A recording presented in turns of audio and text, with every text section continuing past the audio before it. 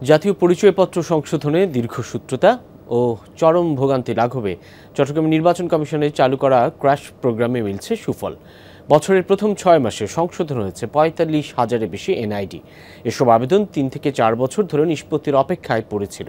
সেবা প্রার্থীদের হয়রানি কমাতে পদক্ষেপ নেওয়া হয়েছে বলে দাবি নির্বাচনী কর্মকর্তাদের। স্টে সেফের ডাবল লেয়ার প্রোটেকশনই পিরিয়ডের হেভি ফ্লোর দিনগুলোতে আমাকে রাখে নিরাপদে। Stay safe. জাতীয় পরিচয়পত্র সংশোধনে দীর্ঘসূত্রতা ও হয়রানির অভিযোগ দীর্ঘদিনের। অনেককে ঘুরতে হয় বছরের পর বছর।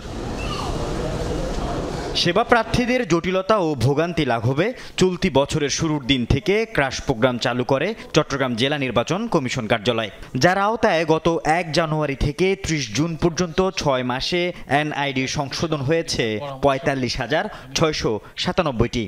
অনিষ্পন্ন আবেদন রয়েছে ১৫০০। এগুলি তদন্তাধীন আছেন। তদন্ত করাটা একটা সময় সাপেক্ষ ব্যাপার এবং আবেদনকারীর সরজীবনী তার বাড়িতে গিয়েও তদন্ত করতে হয়, বিভিন্ন সাক্ষীদের বক্তব্য নিতে হয়। এজন্য এই আবেদনগুলি আমরা এই সংক্ষিপ্ত সময়ে পারিনি।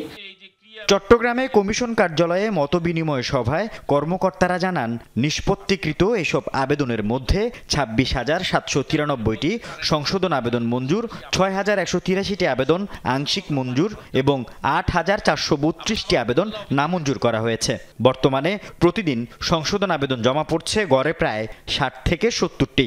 তবে অসম্পূর্ণ আবেদন ও তথ্য ঘাটতির কারণে জটিলতা সৃষ্টি হয় বলছেন কর্মকর্তারা। নামের সাথে মানুষের সম্পত্তি উত্তরাধিকার সম্পর্কিত, যার জন্য বিষয়গুলো অত্যন্ত স্পর্শকাতর।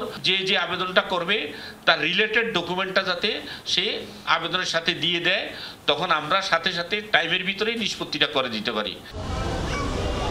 আল আমিন শিকদার, যমুনা নিউজ, চট্টগ্রাম।